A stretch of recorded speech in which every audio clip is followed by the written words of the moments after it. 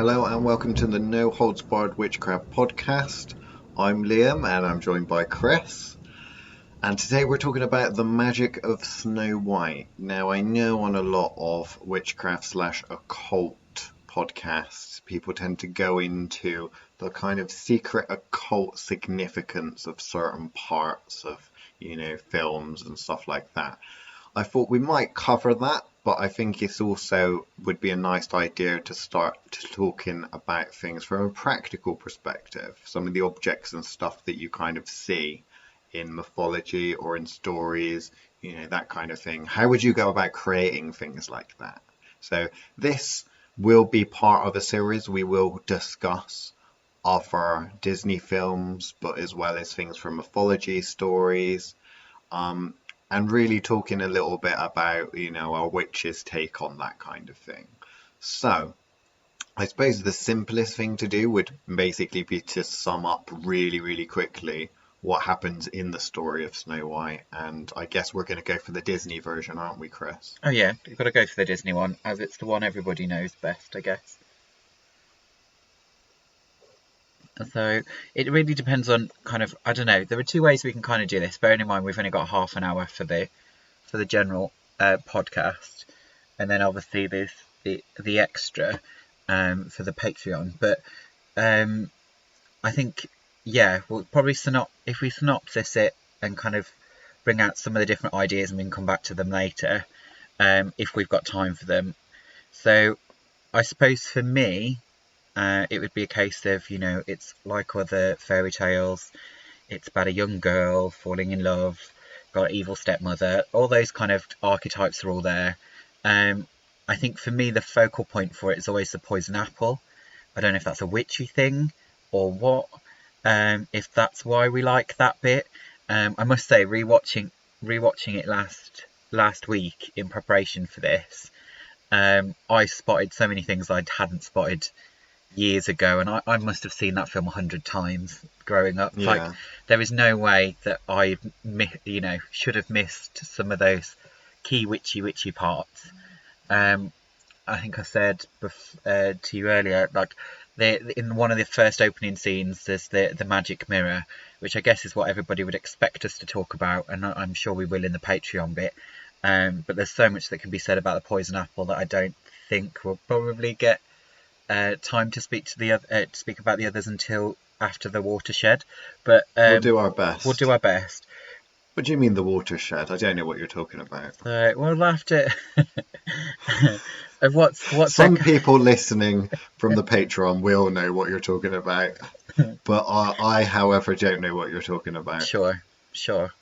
Plead innocence. That's fine. Yeah, so I guess the obvious things that people would want us to talk about would be kind of magic mirror, let's think. OCD dwarves, I thought. No, I don't think so. Magic mirrors, wishing wells. I'd forgotten about that one.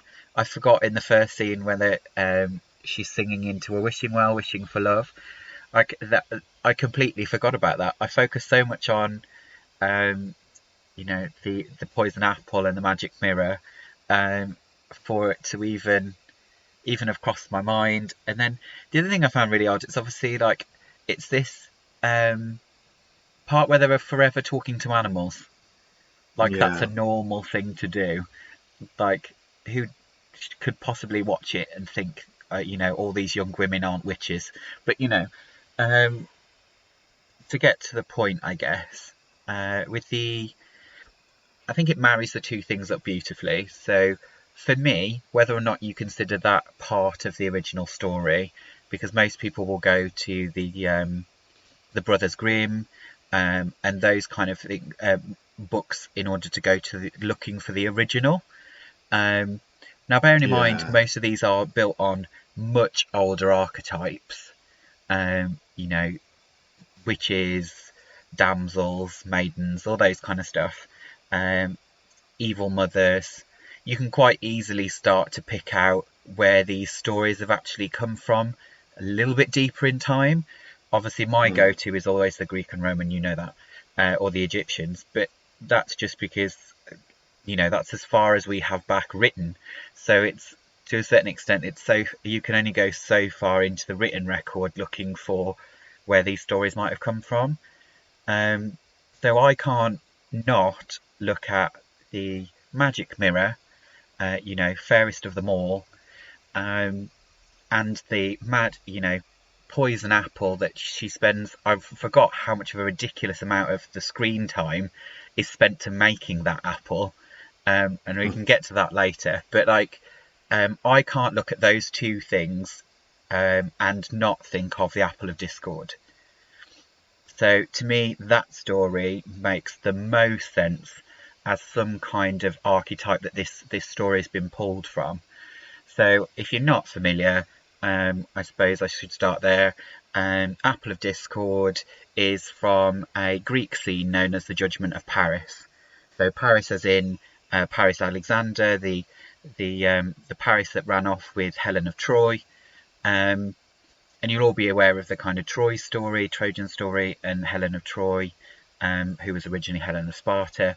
But what you won't know, unless you are somebody that has read into the actual story, so the Iliad or the later mentions of it by other authors much later on. I'm trying to think of another good example, but it escapes me. I think the best things we know about the Judgment of Paris is more likely going to be from someone like Plutarch.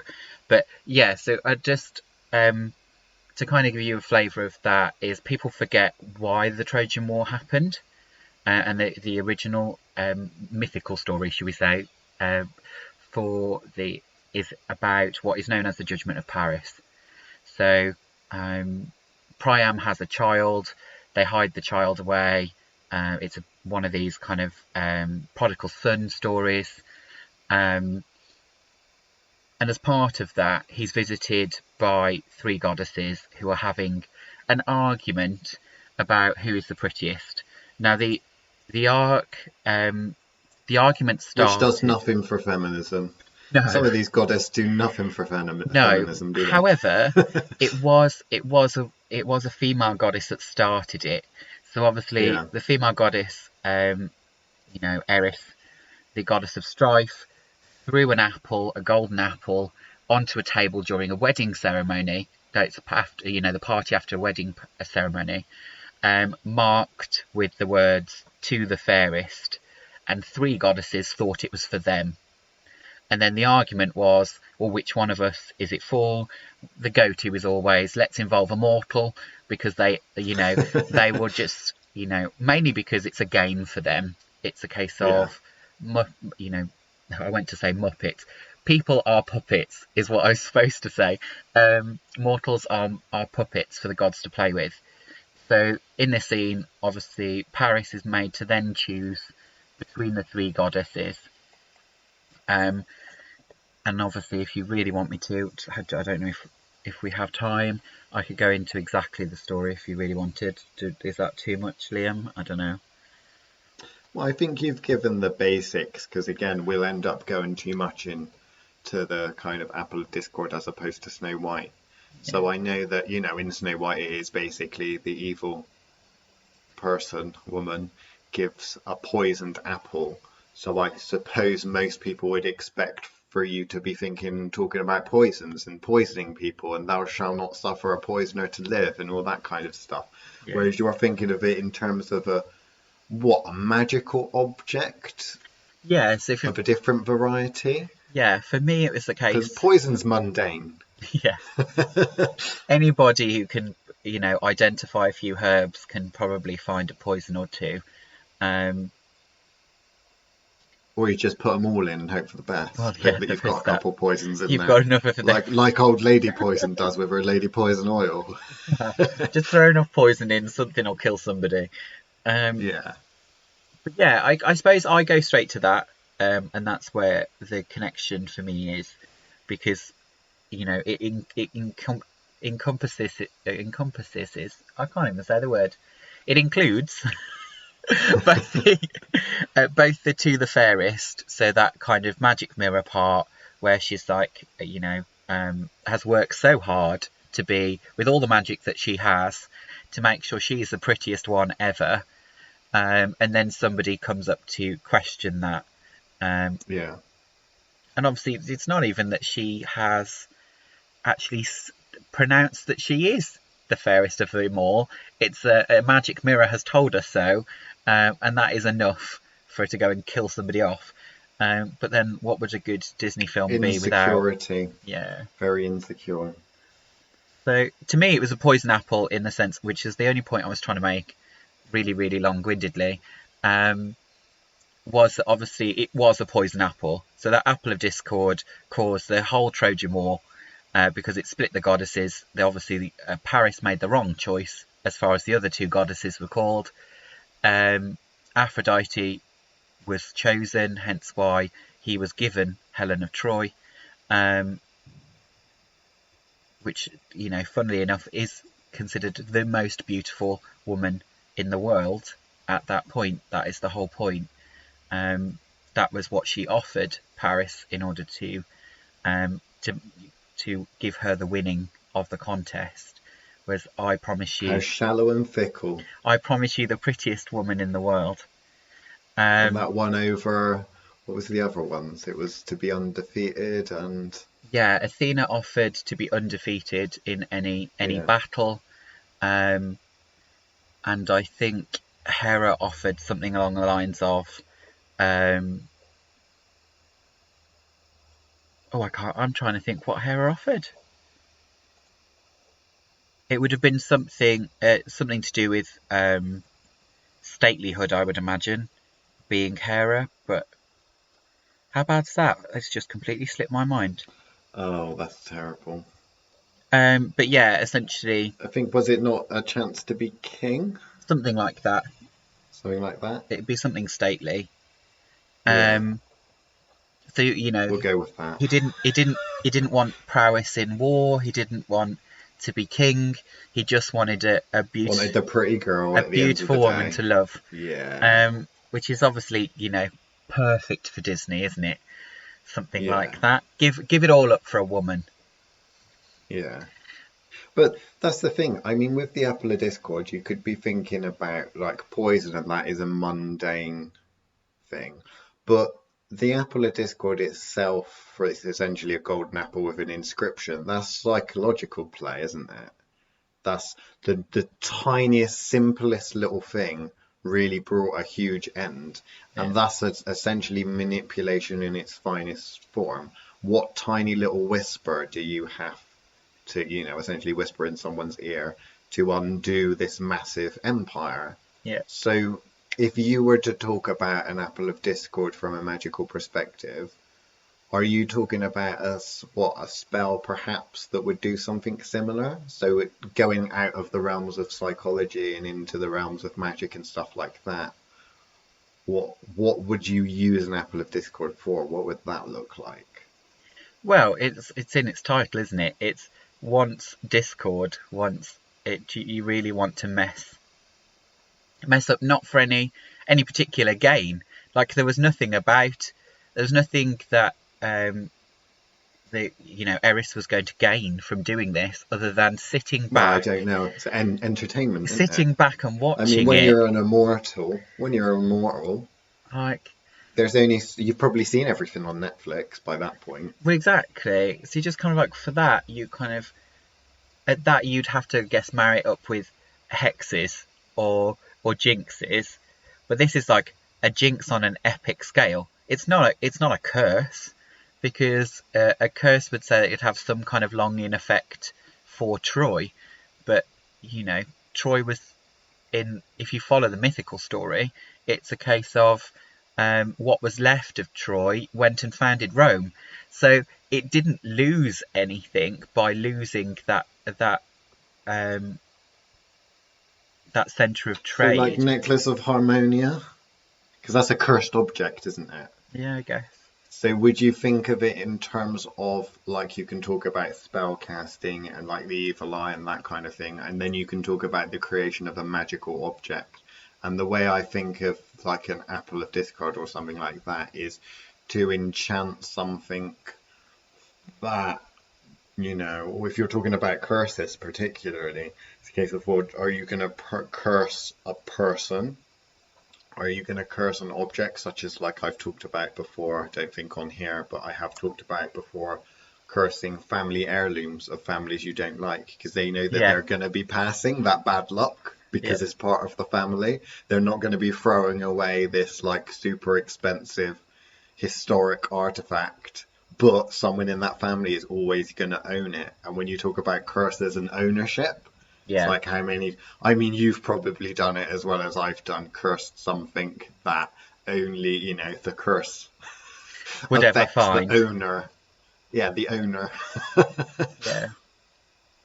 No, I'm like I say, I'm not sure exactly what I would use an apple of discord for. Other than that, is to sit It's back for and chaos. watch chaos unfold, um, and reign Do you think there's supreme. been an apple? Do you think there's an apple of discord been buried somewhere in the Middle East? Do you think that Maybe that this. the app? Because they do say that the Garden of Eden was in the Middle East, and therefore that apple that was half bitten could have gone into the Yes. ground and created all of the chaos that's there currently. Yeah. Well, that Was would that your doing? that would that would be enough. That would be enough of a story. Like I say, that is another a perfect example, of this story with the apple and the discord that is going to be caused by it. Would be to go biblical, you know. Mm, That timeline would fit beautifully with the stories that have been passing through Greek history for what 400-500 years by that point. Um, to then get to the point where they're talking about a city that was destroyed hundreds of years before that, mm, you're kind of like, well, actually, that is biblical to some extent. It was this perfect city of trade where everything flowed through it. It was yeah. a paradise of some description that is then destroyed by an apple. Like, you know? Certainly back then, it's definitely a paradise, isn't it, compared to. So yeah, it was a city with no slaves, with no. It was very much kind of one of these, um, antediluvian stories. This kind of, um, um, one of these stories that built that. It's just, yeah, I don't know. Beyond chaos, I can't see any real pleasure for having one because it's Well, I suppose it's programming at the end of the day. I mean, there's a difference between the apple of discord as being a grenade that you throw that just destroys anything in its path. But think about governmental, so destroying and collapsing a government from the inside. yeah, The British are very good at that. yes, maybe that's where it So went. it's literally a kind of a case of there's different ways of using that energy or different uses for that. Obviously, you're always creating discord and chaos to a certain extent, but you can use discord and chaos to your advantage, divide and conquer, that kind of a Yeah, thing. So, I don't see that a lot of witches seem to deal with things on that level. no, not at all. It's like Not the insta witches, anyway. exactly. It's not something they would even comprehend dealing with. Obviously, they've got that pesky rule of three to worry about. Um, No, I think if you talk about Snow White, the deepest thing that you would find a modern witch often talking about is the scry mirror. Oh, yeah, there's this thing called a scry mirror, blah de blah de blah de blah de blah. But I mean, some of the darker ones that like to dress in more black. Not saying they necessarily practice darker arts, but they'd probably be more attracted to why is she pricking the finger 3 times. And of course, the modern pagans, which aren't really interested in magic at all and only really think about politics, are really just interested in the fact that why does she say, the whole kind of, was it, I want a no, I think not black child.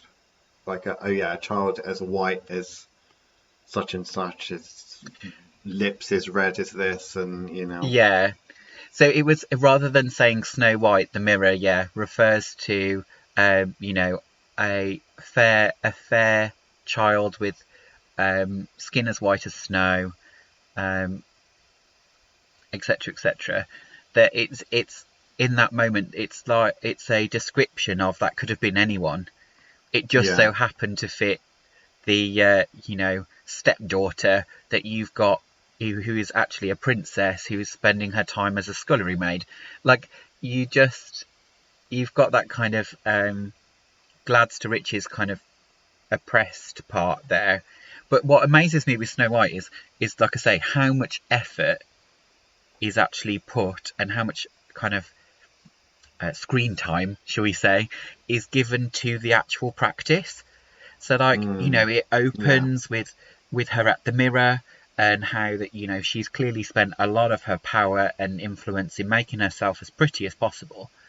Then is getting, and that you're starting to talk about, coming of age, aren't you? This is a coming of age story where she's about to blossom. She's 13 or 14.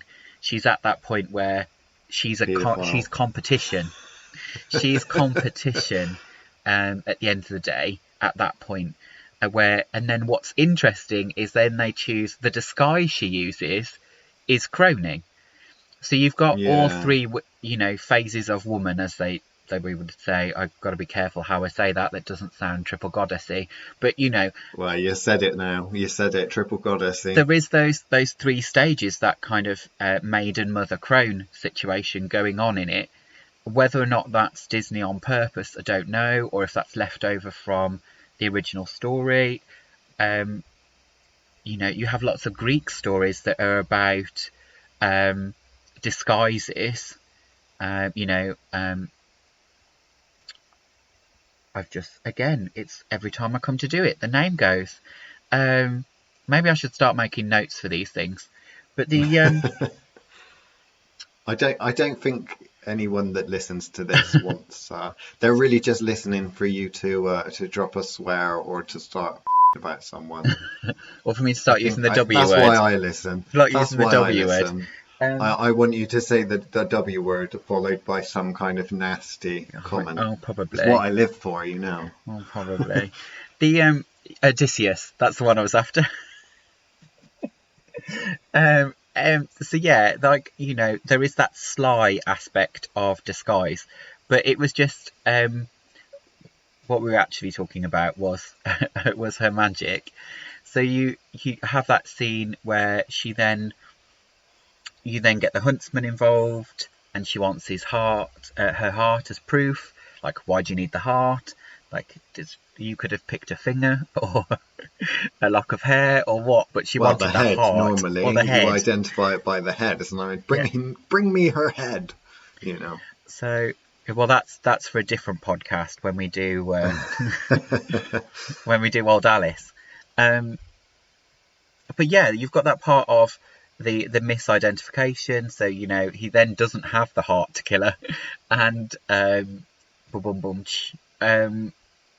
then finds a pig's heart, takes it back, and she's fooled by that. You just kind of like, you've got a magic mirror, and you were tricked by something as basic as that. Then obviously the mirror gives off the gaff, and then obviously she then has to go and do it herself and get her hands dirty.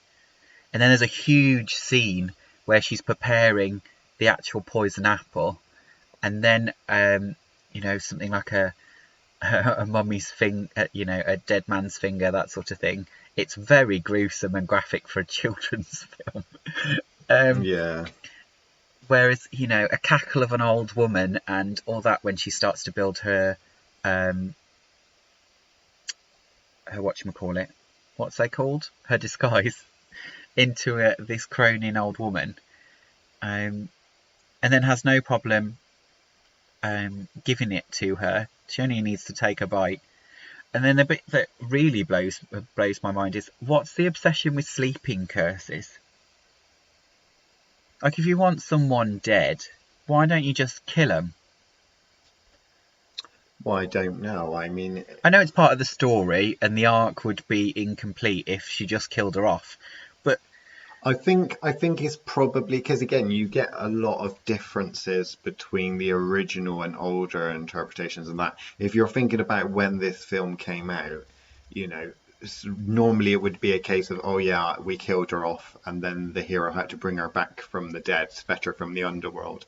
From a Christian perspective, not so good. I like the fact that in the original, the two, basically the servants of the prince have to carry Snow White around in the glass coffin, and they get so tired of it, they open the coffin up and punch her in the face. Yeah. Well, That doesn't make it into the Disney cut. no, that's that's very Brothers Grimm. Yeah. But yeah, I don't know. I don't get, other than for a story arc, I wouldn't see the point of putting somebody into sleep. And what if she? Yeah, it's just stasis, isn't it? And what if she wasn't Unless you're so going to fair? use them as a Because that wasn't true love's kiss in the Disney film. That was a true lust first kiss. Now, what if she'd been a bit of a, dirty princess, and that wasn't going to be her first kiss? Not in Disney. Like, there's no dirty princesses in Disney. I don't know. That Elsa seems like a bit of a. But then that's all inclusive. But then that's all inclusive, isn't it? That's an inclusive movie. Yeah. Whereas we're talking early Disney, aren't we? Yeah. Where we're still talking about woman should be at home cooking and cleaning with the help of all her furry friends. She looks after the OCD. Well, actually, that's the thing. I think that's another difference, is the fact that in the originals, the seven dwarves are actually like super clean and OCD and can't stand her being there because she's messy. Yeah. Whereas it's like the opposite in the Disney thing, which just reinforces the stereotype of the woman is all house proud and cooks and cleans and that, and the men that go away and work all day are dirty and grotty. Yeah. It's kind of like, well, actually, I mean, the parallel really that I see with those kind of films is the fact that you've got this so-say kind of magical practitioner that should know better and should be able to make herself the most beautiful thing if she wanted to, assuming that why would she even care about that anyway? There's definitely something lacking in her life. But then you've got the fool on the journey. And then you've kind of got these characters which warn you, like the seven dwarfs warn her, oh, don't speak to anyone, blah, blah, blah, blah. But they don't really quite step in, It's like, who knows more in that situation? Is it the Queen, is it Snow White, or is it the dwarves? Yeah, exactly. But they're depicted as children who can't fend for themselves, even though they work in mines all day. I think that has a different kind of parallel going on as well. But there is that kind of what story is Disney trying to tell? I think is its own lecture in its own basis. But from a magical perspective, again, like you say, why does she even need it? Like, either kill her off or make yourself, surely she'd be wearing her face. That's probably what I would have done.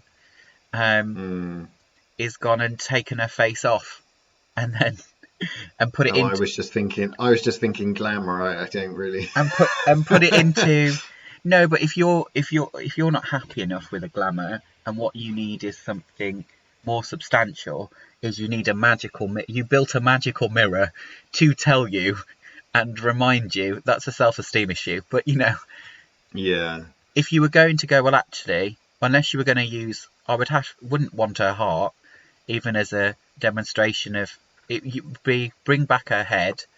I'll grind her face into my daily face mask. And fix and absorb the energy of her youth, where she doesn't go for that. She goes for killing her off, but not even killing her off, putting her in a deep sleep stasis, where there's a possibility for her to come back. It goes back to all those, It's almost like it was supposed to happen. Exactly.